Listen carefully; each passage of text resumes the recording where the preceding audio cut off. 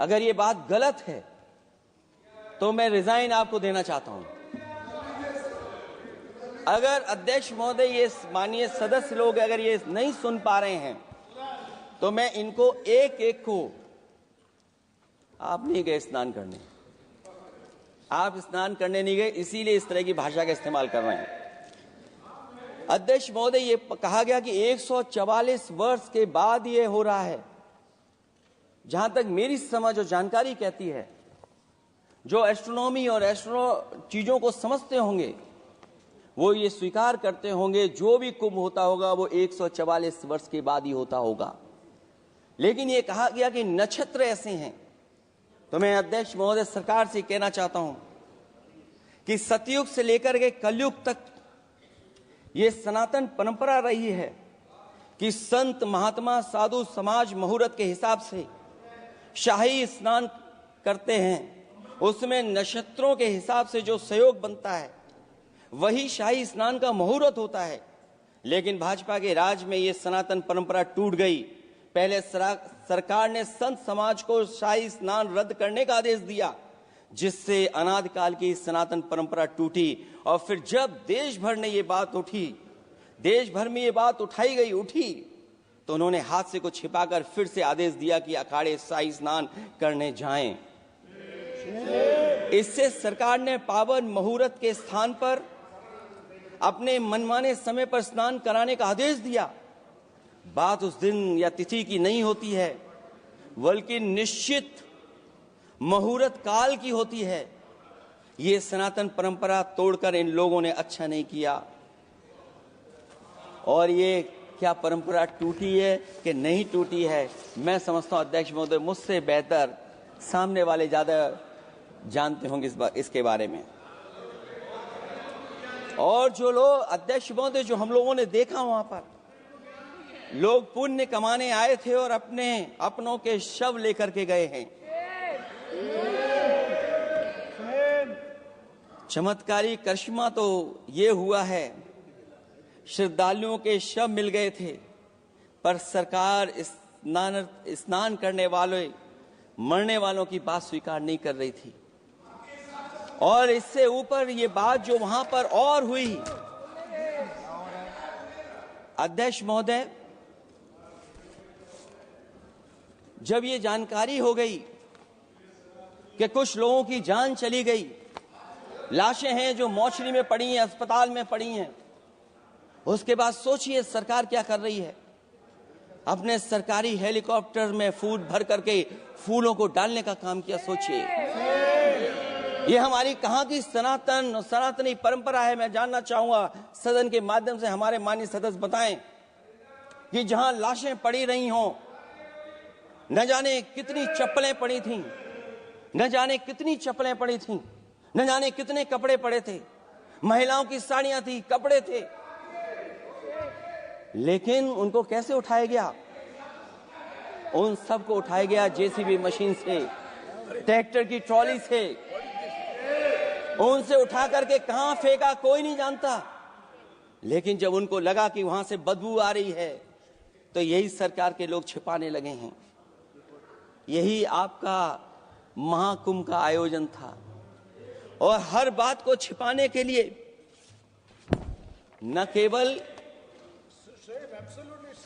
केवल ये लोग मीडिया का सहारा ले रहे हैं, मीडिया का सहारा लेते लेते सुनने में आया है कुछ दबाव और कुछ स्वीटनर भी दिए जा रहे हैं जिससे उनकी खबरें बाहर ना आ जाएं। और अगर अध्यक्ष मोदी ये बात सब गलत है मेरी, अगर ये बात सब गलत मैं कह रहा हूं, तो अभी तो नेता सदन को अभी भाषण देना है। और मैं ये बात और कहना चाहता हूं, आप अपनी तरफ से जानकारी कर लीजिएगा। हमारे उत्तर प्रदेश के मुख्यमंत्री जी ने शोक नहीं प्रकट किया था। जब देश की राष्ट्रपति और प्रधानमंत्री जी ने शोक प्रकट किया, उसके बाद 17 घंटे बाद सरकार ने स्वीकार किया। अध्यक्ष मोदी, ये वो लोग हैं जो आज भी कोई सच्चाई स्वीकार नहीं कर सकते।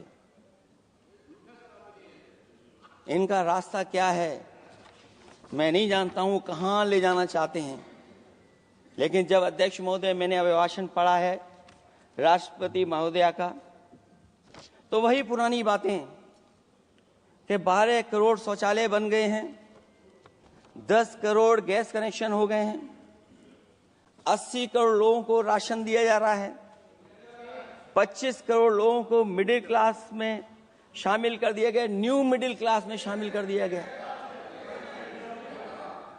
80 और 85 को अगर हम जोड़ दें अध्यक्ष महोदय 105 करोड़ हो गए। बच्चों को और जोड़ दें तो सरकार अध्यक्ष महोदय किसके लिए काम कर रही है? किसके लिए काम कर रही है? अगर 80 को राशन दें, 25 को न्यू मिडिल क्लास में जोड़ दें, 105 करोड़ हो गए। और जो बाकी बचे हैं हमारे देश की आबादी, जिसको 140 करोड़ बता रहे हैं, उसमें कम से कम बच्चे कुछ तो संख्या होगी, आधी आबादी की संख्या होगी। अगर उसको हम बाहर निकालें तो आगे आज सरकार किसके लिए काम कर रही है? वही बात पुरानी सुनने को मिलती है कि राष्ट्रीय मिलिट्री स्कूल बन गए हैं, राष्ट्रीय मिलिट्री स्कूल जिनमें बालिकाओं की भर्ती शुरू हो गई है। अध्यक्ष महोदय, ये एक बता दें जो नया इन्होंने 10 साल के अंदर राष्ट्रीय मिलिट्री स्कूल खोला हो। और कंफ्यूज मत होना, राष्ट्रीय मिलिट्री स्कूल कौन से होते हैं, सैनिक स्कूल कौन से होते हैं, ये कंफ्यूज मत होना। 10 साल में सोचिए अध्यक्ष महोदय, एक भी नया राष्ट्रीय मिलिट्री स्कूल नहीं खोला है। अगर खोला हो तो सरकार जरूर बताए। जो लोग कहते हैं हम ईज ऑफ डूइंग रिसर्च कर रहे हैं, अध्यक्ष महोदय इनकी ईज ऑफ डूइंग रिसर्च हमने देखी है। इनकी ईज ऑफ डूइंग रिसर्च अपनी इमेज चमकाने के लिए और दूसरे की इमेज बर्बाद करने के लिए ईज ऑफ डूइंग रिसर्च चल रही है। ईज ऑफ डूइंग बिजनेस, मैं देखता हूं जहां कहीं भी इन्वेस्टमेंट मीट होती है, देश के सभी मंत्री वहां पहुंच जाते हैं, सरकार के मुखिया भी जाते हैं वहां। मुझे याद है उत्तर प्रदेश में सबसे बड़ा आयोजन हुआ था इन्वेस्टमेंट मीट का।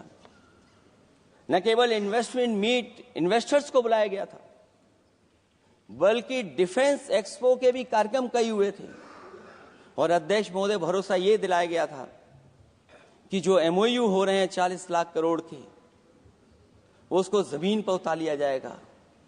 मैं इन्हीं डबल इंजन की सरकार से जानना चाहता हूं कि जो 40 लाख करोड़ के एमओयू हुए, उसमें कितना जमीन पर यह सरकार उतार पाई है? कहीं ऐसा तो नहीं है कि सरकार के डबल इंजन आपस में ही टकरा रहे हों? अब तो जो खबरें हम लोग पढ़ते हैं, न केवल इंजन टकरा रहे हैं अध्यक्ष महोदय, अब तो डब्बे भी टकराने लगे हैं। सुना है क्योंकि दिल्ली में चुनाव है, आप इंजीनियर की डब्बा हैं। ये हमारे पुराने माननीय सदस्य हैं, आप हम एक हैं, बस जगह अलग बदल गई।